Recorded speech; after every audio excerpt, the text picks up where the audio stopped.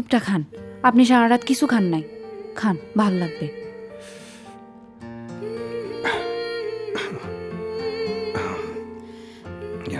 আমি সত্যি খুবই লজ্জিত, তোমাদেরকে ঝামেলায় ফেলে দিলাম।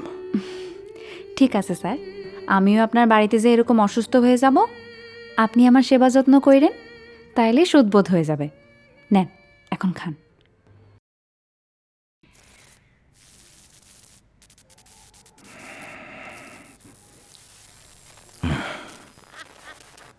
ফারিয়া,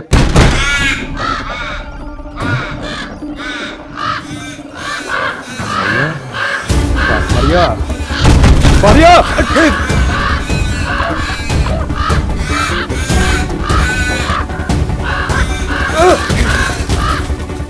জোনা, ফারিয়া, ফারিয়া, ফারিয়া, জোনা, ফারিয়া, জোনা, দরজাটা খোলো, জোনা, জোনা, ফারিয়া,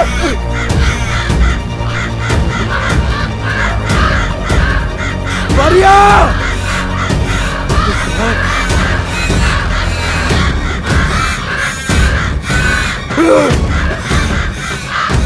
ফারিয়া, জোনা, আরে কি চাচা, কি হয়েছে? চাচা, চাচা, এই যে ঘর ভর্তি কাক, কাক? অনেক কাক।